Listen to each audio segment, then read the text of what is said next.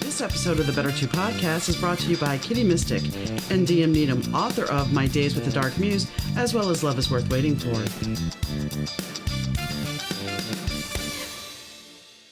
Hi, gang. Donna here. Thanks for tuning into the Better Two podcast. Today's guest is ViVi Tai. ViVi, she started out in the U.S. as a foreign exchange student from Vietnam. And, well, she came over here when she was in 11th grade. She got her GED, and she was working on her GED and going to college at the same time, which I know sounds interesting all in itself. However, she got a visa. After she got a job, she went from a student visa to getting a visa with her job. And then one day her job was gone, and she had to get out of the country very quickly. So she tells us about this journey and how it was a life lesson she needed. So enjoy the show. Hi, ViVi. How are you doing today? I'm very good. How, Anna? I'm doing good. You're in Canada, and we've already noticed this, guys. I'm going to say this. I'm going to preface this right ahead. We are having some issues technically with the call, and apparently she has some issues constantly with her internet. So we're going to make the best of it. So here we go. Anyway, so you live in Canada, as we say, but you didn't originally live there, and you went to school here in the United States. I did. But you immigrated to the United States to go to school. So tell us a little bit about your journey as an immigrant. Yeah, so I was born and raised in Vietnam. At the 17, I won a scholarship. It was like a prize for an exchange student to go and study in US. So that's how I started my journey living and studying in the US for 12 years, actually, before to Canada. So at first it was just like 1 year of exchange student. It's a high school. I was in 11th grade. And but when I went study high school in the US, I didn't technically go to, never really graduated from high school, but I obtained my GED. It's the general education degree to get into college. But I would have to do like a dual college where they allowed me to study high school GED. Like I was able to do like GED at the same time with taking college courses and use those courses and claim the credit for to apply for university later on. So I started in New Mexico. That was probably one of the best years of my life.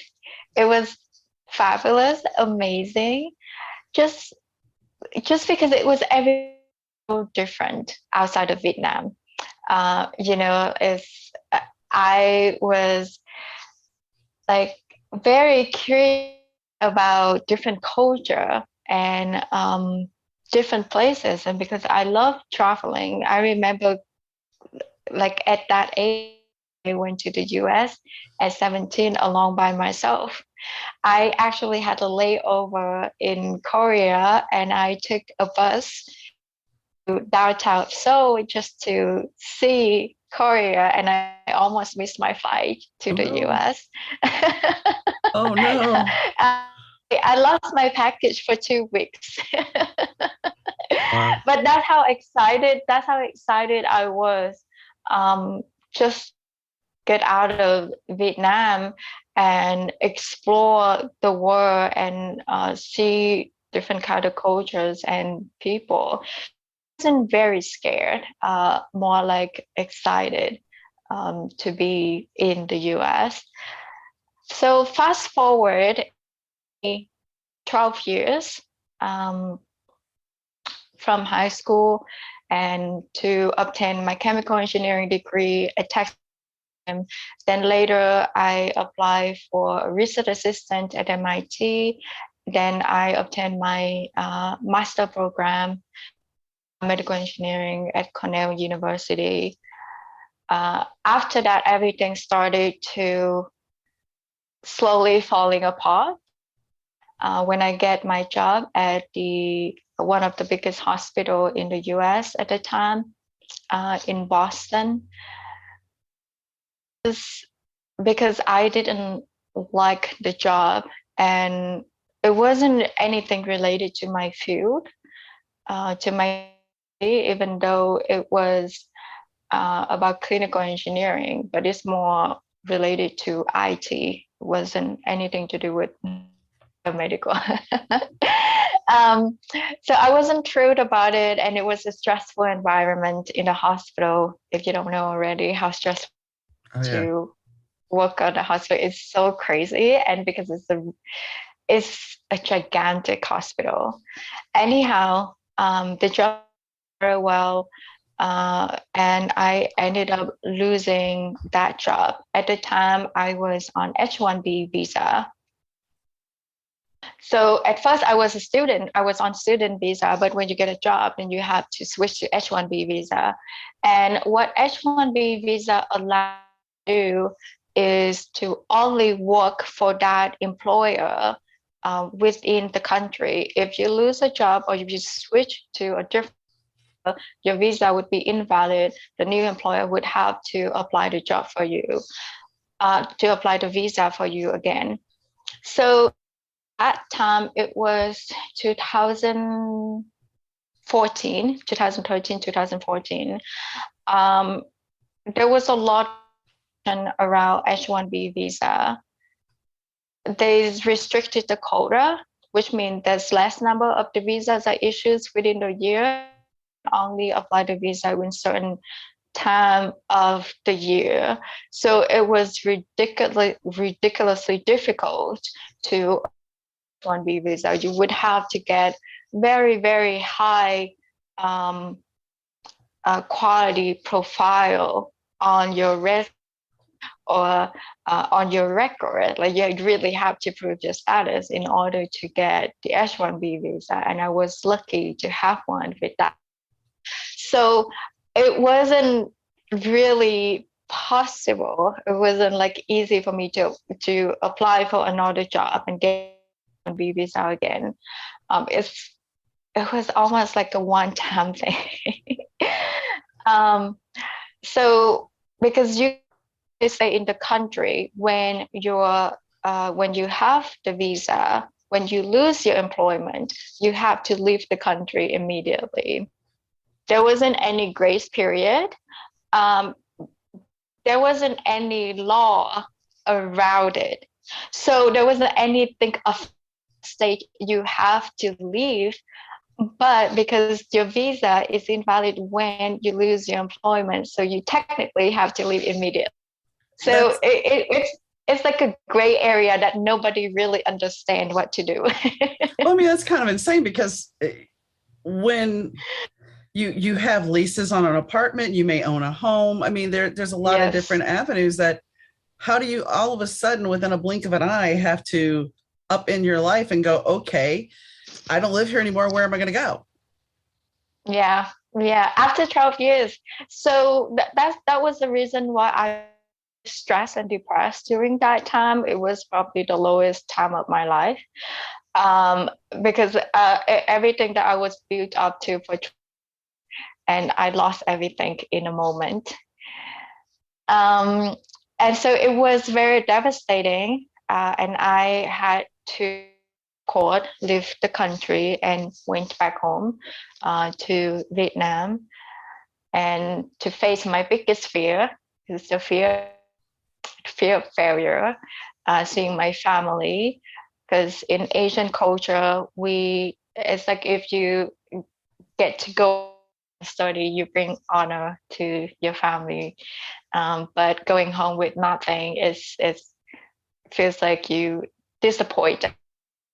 Mm-hmm. You know, because my mom actually have high expectation of me as well. So it was at that time that I had a lot of questions about my life, whether everything that I had done, everything that I have tried, the higher degrees, higher status, better job, very prestige position in Boston, But when all of that crashed down and washed away, like, the castle of sand washed away, and being left with nothing. So I just asked myself, like, what's next? So what do I want to do from here now? Now that I'm back home, it's like starting back from the beginning of blank slate. So everything for 12 years for nothing, like all the time studying, and working in the US, like all of that doesn't have anything to live anymore now. So what do I want to do? Um, so at the time I came across the Alchemist. I don't know if you have heard or you have read about the book The Alchemist from Paulo Coelho. It's behind me somewhere on that bookshelf. Okay. It's one of the best book, my favorite book of all time. So when I read, really reignited my passion for traveling, because that's, as I mentioned earlier, like I was a kid going to the US. What I was most excited about is to discover and explore and see new places and see culture. But years, I lost touch of that. I lost touch of my passion, and because I lost who I was, living that materialistic life. I All I focused on was just gaining more status and getting a better position to please everyone or the process, just so I can stay in the US. Because if I didn't do that, like, I would lose everything, and eventually I did. Um, at that blank slate, I didn't have anything to lose, and I got to uh, reimagine my passion for traveling. And what I learned, another the big lesson that I learned from that book, to learn and understand and know your heart and let it guide you. Um, it was a very foreign concept for me at the time, to listen to your heart, because in my background, I was very much familiar with the logical and analytical way of making, because my background is an engineer. Yeah. In Yeah. Asian culture, we talk about logics all the time. Um, but to give it a try, because I didn't have anything to lose. I was at the blank slate at that time, and I was just very desperate to find myself again. Because I didn't understand the meaning of my life. Why did I have to be so miserable living days, Yeah. trying to find my freedom? But the more I was trying to get to that freedom, the more I felt restricted. It it wasn't right. Something was not right the way that I was doing. So I needed to try something new. Um, and that's how is when I was in Vietnam, I decided to make the most of my visa pass. I mean, my Vietnamese passport, even though I was not able to travel around the world, but I was able to travel with Asia. Um, so I decided just to follow that passion and just to kind of tell my vision of being a nomad. So I travel everywhere that I can in Asia, because in Vietnamese passport you can only travel to 48 countries. Yeah. Not like in or British passport, like you can go everywhere in the world. You can hop around without applying for a visa. So it wasn't really. The more that I traveled, the more I felt like I wanted um, to expand, and I wanted to explore more around the world. Um, but at the same time, I was also content, and I felt the more I was traveling, the more I found myself. That's why I decided to apply for immigration to Canada. And I didn't see that I could obtain that vision in Vietnam. However, that time that I was back to Vietnam, it helps me to reconnect with my country that I disregard for over a decade because I was staying in the US for so long and I kind of lost touch with my culture. So that time going back, it helped me to find the beauty and learn to love Asia. Eventually did have one of the best times in my life, travel around Southeast Asia, and it was fascinating. It was one of the memorable times for me in traveling.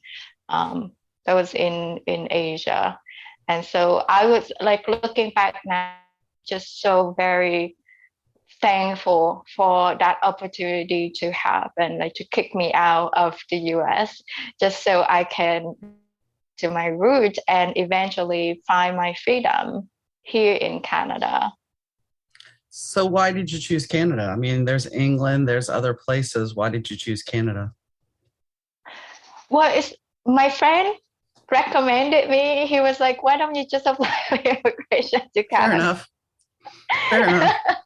Because he has a friend that also applied for immigration to Canada. I think it was just synchronicity, really, when that happened. And because Canadian culture and US is very similar, it's not much different. There's not going to be like a shock for me again to immigrate somewhere else. And the upside benefit of that is because Canada values foreign workers in the US. They actually want these H-1B workers to come and immigrate to Canada because they lack of resources, human resources. So I was qualified. I was kind of doubting that, but when I checked out the immigration in Canada, I realized, I was qualified. It was very easy for me to be accepted, a lot easier than other country. And so that's the reason why I'm here. Even though immigration can take very long, up to several years, 4 or 5 years, but for me it took only 1.5 years because everything they was able to buy all my education and working experience a lot faster than other country. I also applied for New Zealand and but because education and working experience is not as relevant, but in Canada, it's like if you have work in the US, like within North America, they count it as a point. They give you extra point. Mm-hmm. So that's a lot easier to immigrate to Canada for sure, and that's where it allows me to start van life. When I first immigrated to Canada, because I decided to try something else. I wanted to have a different lifestyle because I wanted to find my life purpose. I wanted to find myself.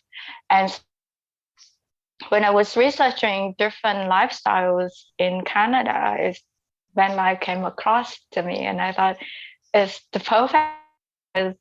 I love traveling, and this lifestyle affords me that. And because it cuts down living expenses, well, depends on how much you travel. But if you stay localized, it really cuts down your expenses. Then I don't have to work as much, and the rest of the time, I'm able to use it to find, to follow my hobbies, my interests, and I was hoping that along the way that would help me to find myself and my life purpose. Because when my life crashed out in the US, like that was my biggest question. Like, what's my existence, like what I'm meant to do in this life, because nothing was really fulfilling for me. Um, After 4 years, I think I have found that purpose, and that's the reason why I'm here sharing my story and write that in my book.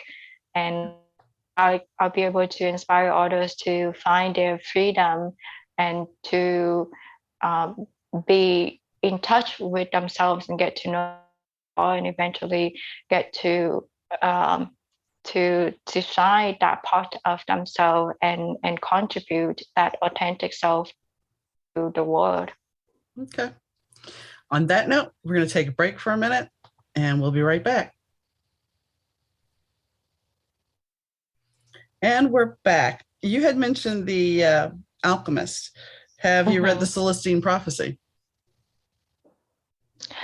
The English Prophecy? No, I haven't read that. Celestine. Celestine? Celestine. It's a lot like The Alchemist. No, I haven't read that. I've read several books from Paulo Coelho.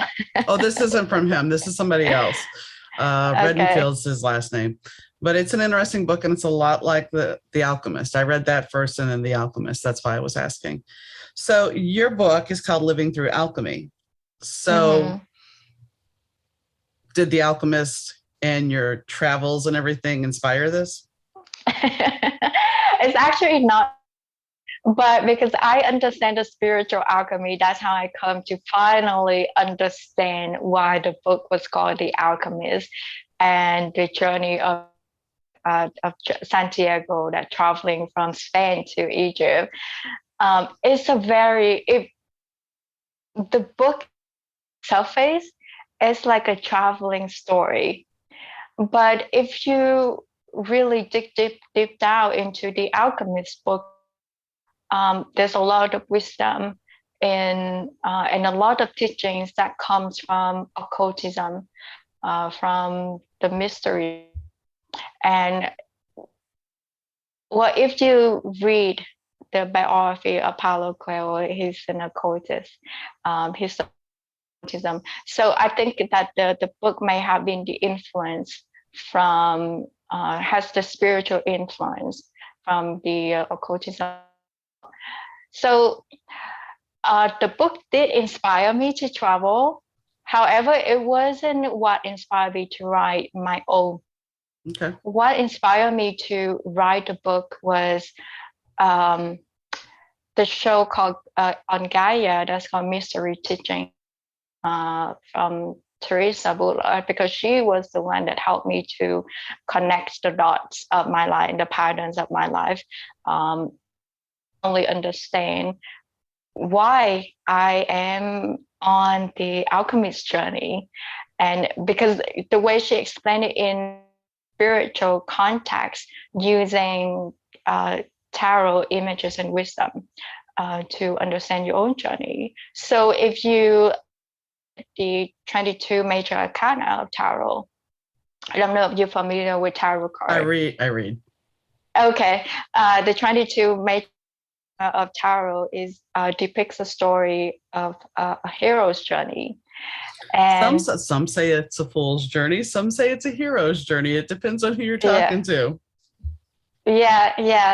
I think it's the same, really, because of course it's basically the beginning of everything of the. And so it's actually tied in very nicely with the concept of alchemy, because the hero going through the cycle is actually the 7 stages of alchemy. So from the card 0 to the prepping for the work, and from card 8 to card 22. So those are of alchemy that you're going through, and that explains the reason why what happened to me in the US that pushed me out of the country to get me on a different track, and get me on the alchemical journey. Because if that didn't happen, I wouldn't I wouldn't be a van lifer and I wouldn't have the spiritual journey and eventually write. So when I was writing my book, my first idea was just to focus on my van life, but I, through synchronicity again, that I stumbled upon that show somehow, and it explains everything. Like I felt like I was actually traveling through those major arcana. And I was like, this is the journey, and this is what people really need to know, and what's it's uh, like to actually travel through the stages of alchemy. That's the reason why I call the book "Living Through Alchemy," because I think that it happens everyone, because alchemy is a natural process, because it's not about change, it's always about transformation and transmit. And change is the only constant, right? Because the universe is always changing, always expanding, just like the season is always. So is we. And so this alchemical process is a natural process that exists within us. And we are aware of it or not, it will always happen. But when we have the awareness of it, and then we can actually utilize it, manifestation, to accelerate our own soul evolution, instead of going against it and trying to cling back to our own way of living and our own paradigm. And that's the reason why I needed to leave the US to lifestyle, because it's all about achieving material status. But now it's like I feel more alive and more authentic. Ever since I get on to that spiritual path, and then life is like a way, a tool that actually helped me to carry through this journey, this healing journey. So quite interesting. You talk about the U.S. being very materialistic. I mean, we were raised to keep up with the Joneses, that you had to have status symbols. I mean, that is, and social media is very much a part of that now. Social media will tell you that you should have this, this mascara. I mean, there's an actual display at a department store now that said, as seen on TikTok.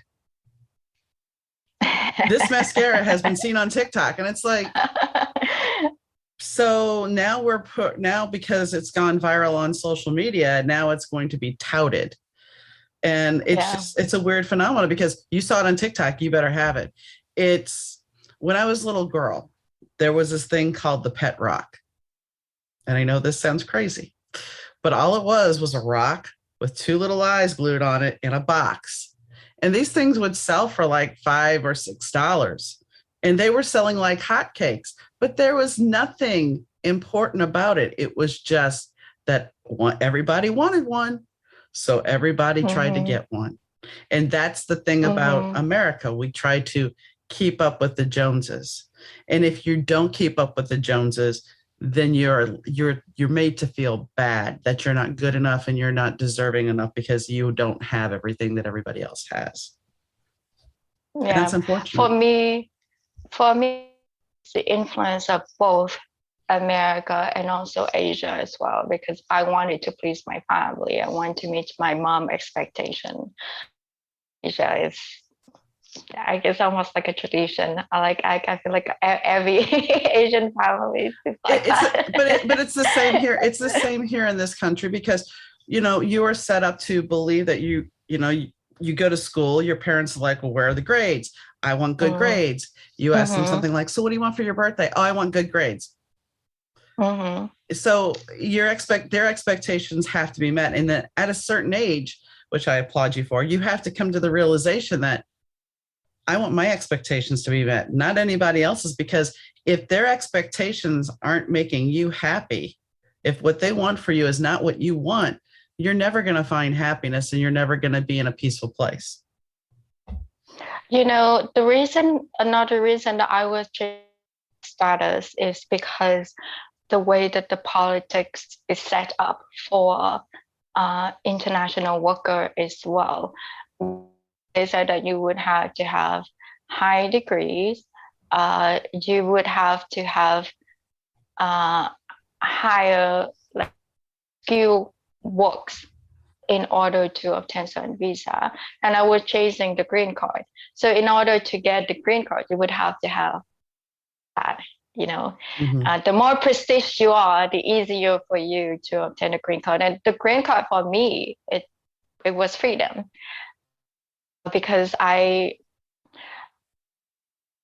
wanted that freedom because I wanted to travel.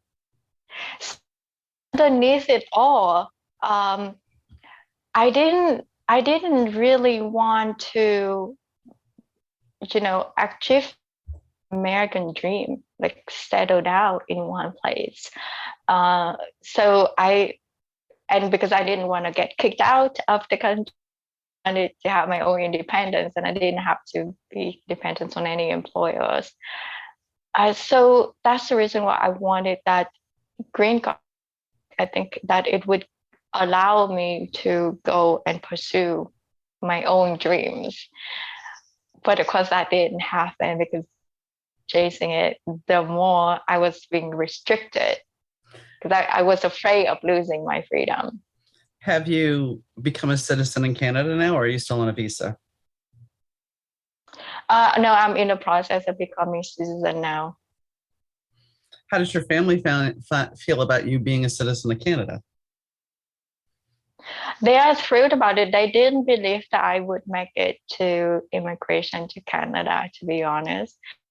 Very worried, and they keep nudging me to get a job in Vietnam in my field, in engineering field, and I worked as a clinical research associate for a very big clinical research companies from the US, but they have a branch in Vietnam, so I was working for them. But it was very heartbreaking to see that they, even though I obtained my degrees, my education in the US, but I was paid is Vietnamese, and so it was equivalent to like $5 an hour. Wow.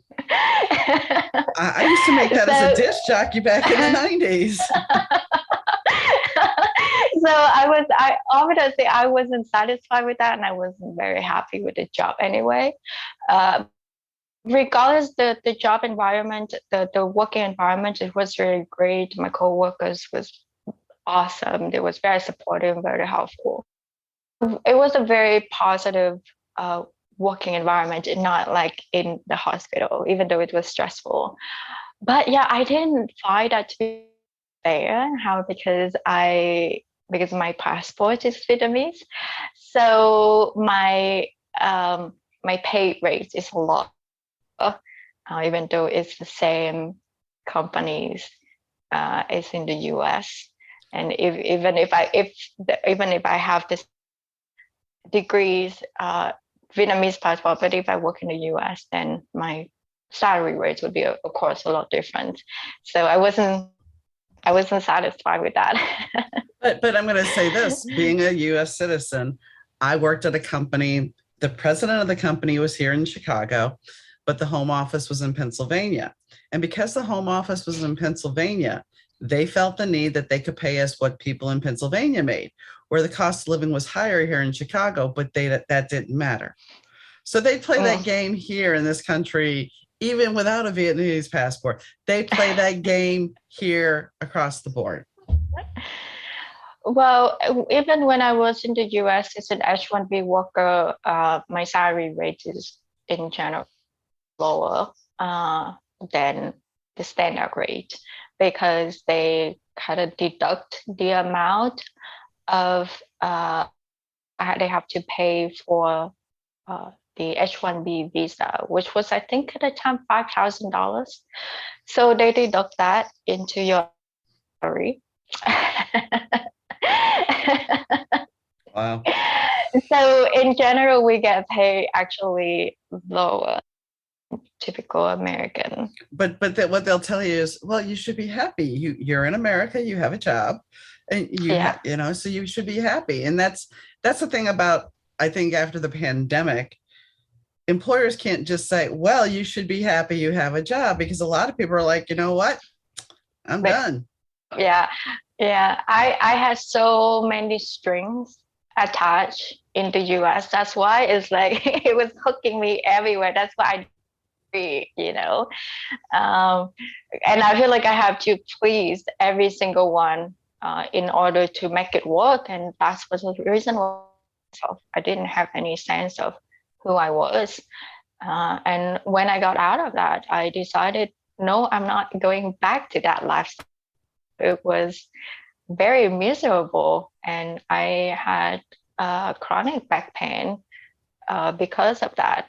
And so I was like, I'm not gonna carry this rock anymore in my life, and I decided to let it down and let it go. And that's when I decided to live in a van.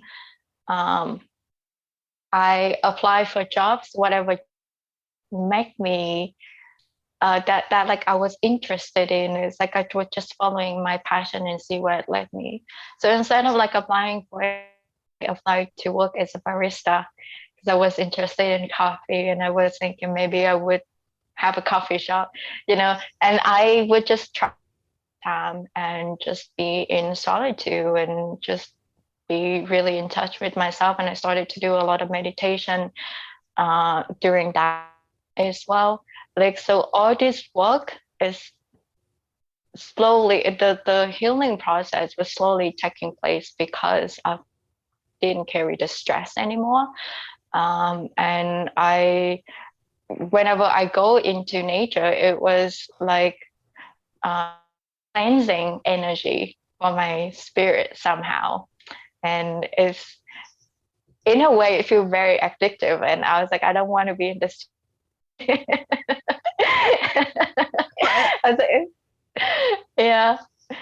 So, Go ahead. so I started to write poem after about 1 year living in a van, and I actually surprised myself. I never thought of myself being a creative person, but slowly somehow that creativity came to me, and I think because of the healing process that was taking place at the time, because I was staying more into solitude and I didn't have to. Um, and I don't know, it felt like taking back my right brain hemisphere. Taking back your power.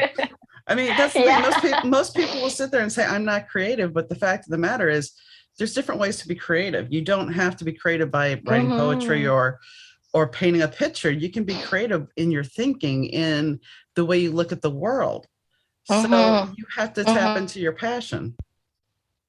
Exactly. So when I started just like to follow my passion, even though I didn't make any money at all, I actually a lot happier. I was like, I'm surviving. First of all, I wanted to survive because I wanted to go with my van life first.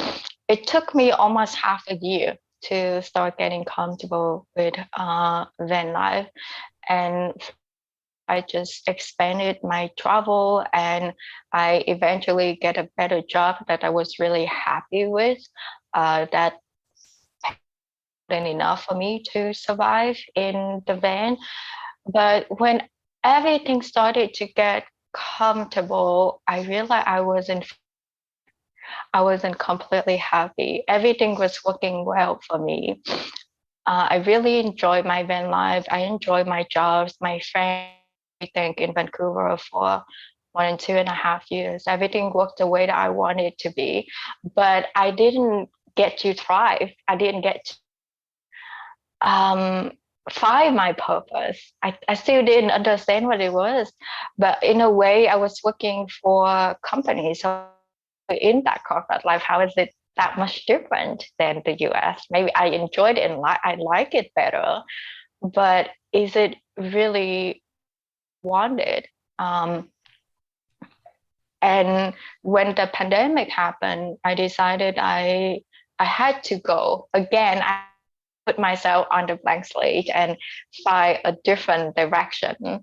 And that's how it led me into writing my book, because I started to realize how everything on the journey that I've been on was actually the healing journey. And I had to get out of that job in order to set myself on a different, because otherwise I would just kind of like one foot in and one foot out. Right. I know that some of they prefer to start a project while having a full-time job, but I wasn't able to do that. I wasn't able to focus. Like I felt like I was being yanked out of my comfort zone, in order to be on a different path. And because I had a very strong intuition at the time, I started to practice Reiki. I feel a sense of like the pull, like I had to get out of it. I had to leave Vancouver and I had to like travel and go to this side of Canada. And a lot of synchronicity happened along the way, and that's how I come to understand my life purpose, and the spiritual concept of alchemy. So if I didn't do that, if I used my job in Vancouver, I don't think I would have gotten here.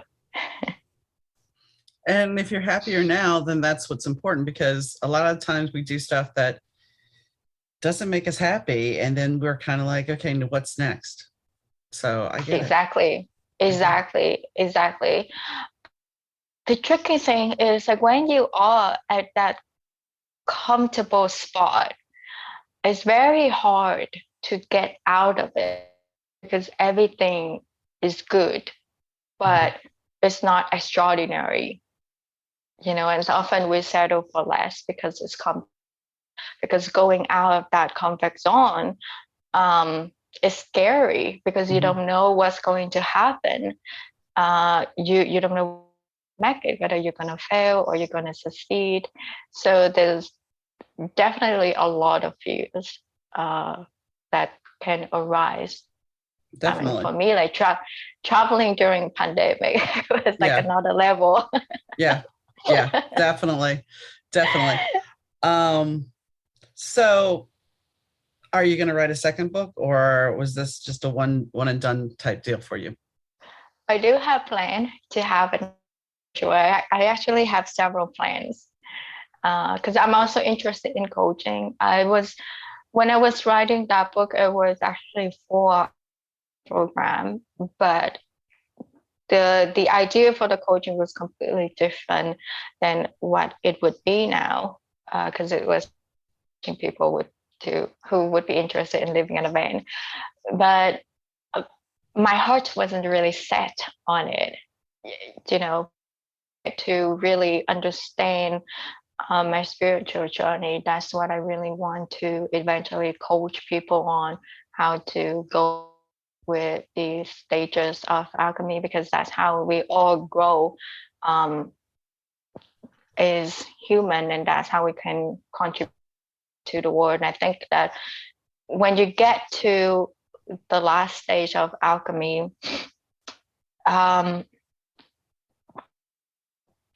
you would, like, when you get to obtain on this lessons and these enlightenments, you would have to share with other people, because it's freedom for just one person if there's no freedom for the whole world. And that's my highest value, and that's my vision that I want to really, because for me as a Vietnamese citizen, like, to travel around the world, that wasn't really possible, and I had to really dig myself out of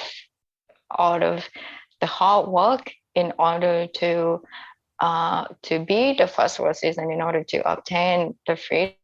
About the rest of the world, a lot of other people don't have that privilege, and to me, I think traveling is a way for you to gain experience and connect cultures, and that's how we can have the peace within the world when we get to be open-minded and get to understand each other, get to see how others live, and that's how we can decrease discrimination and decrease the level of hatred, because that was my experience when I travel. I get to see so many phenomenal places and amazing people that really changed my mind, my perspective, and my way of living, influence and impact on me. So I find that to be a very privileged, and I think it's my mission now to help the world to open up, and that start first with helping people to find their freedom from.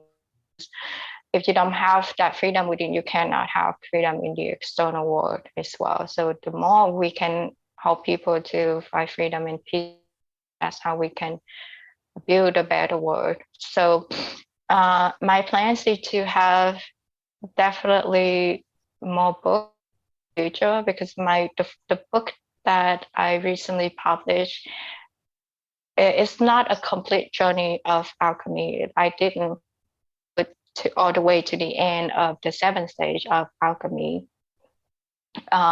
because I was only at the conjunction stage. I didn't want to complete everything because it's still a very long process of going through these stages. But I can share whatever that I have already experienced, because majority of us are in the 1st and the 2nd stage of alchemy. So because we are still very stuck in that 3D way of thinking, that materialistic paradigm. And so my next book, I would like to focus more on the whole journey, or the later journey of the alchemy, the half journey of the alchemy. So the conjunction stage is actually, it's called the lesser stone, and the philosopher's stone is all the way to the end of the 7th stage of alchemy. But however, because alchemy it can be very complex, you don't finish just one cycle, you just keep going and going and going, even reach the last stage. So it's not like your whole life is one stage, one circle alchemy, but these circles can be like can be as small as some challenges like a day, or a period of time in your life. So by understanding it, you can still in your life and have more awareness of where you are in the process right now, in order to find solutions and get perspective to get through of that stage and elevate yourself to the next level. So that's the reason why I didn't necessary for me to complete the whole journey and write a book, but I could write wherever I was at the time, share my journey, and I can still help people that's behind me. Well, it's an interesting journey, interesting story. Is there anything that we haven't covered that you would like to add? I think the only thing that I would add is just encourage your listener or viewers to really first start to understand your heart or your passion, because your hearts really have the wisdom to know everything. And that's how I started. That's how it led me a different path, and eventually being where I am right now, because I took that leap of faith to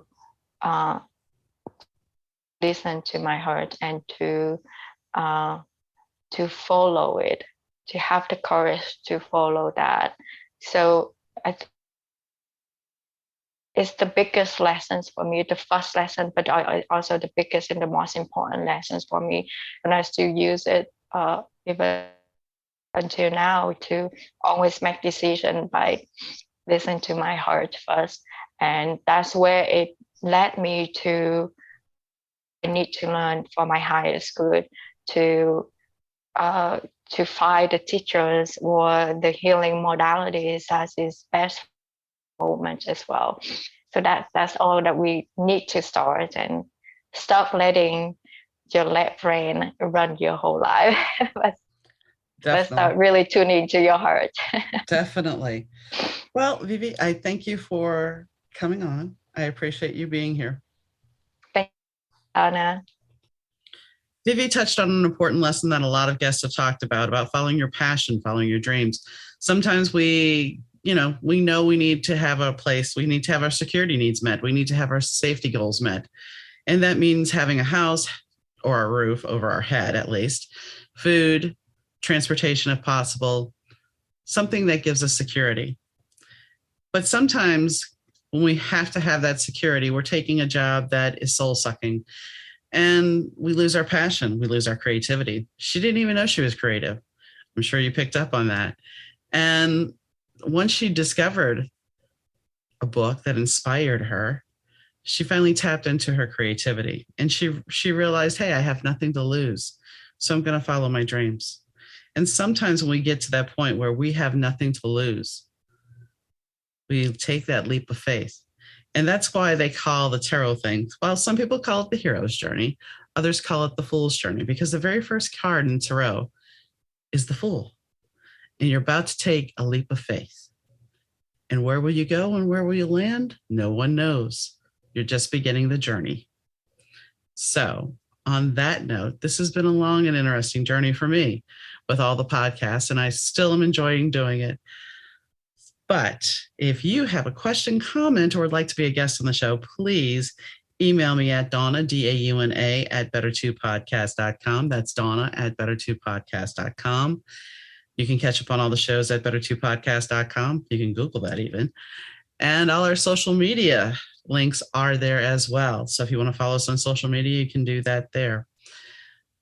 We will be making some changes as we go. And, this is part of season 5. And season 5, we are getting serious. We are getting more serious than we've ever been in following the passion of the show. So stick with us, and if you want to give us feedback of some of the changes we've made, let us know. Let us know if you think it's working. And if it's not, please tell us, because we want to improve the show. We want to give you quality and we want you to enjoy it.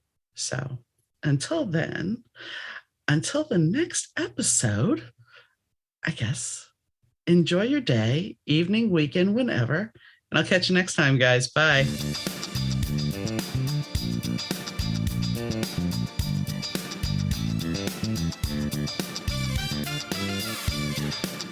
The Better 2 podcast is mixed, edited, and produced by Rich Zai of Third Ear Audio Productions.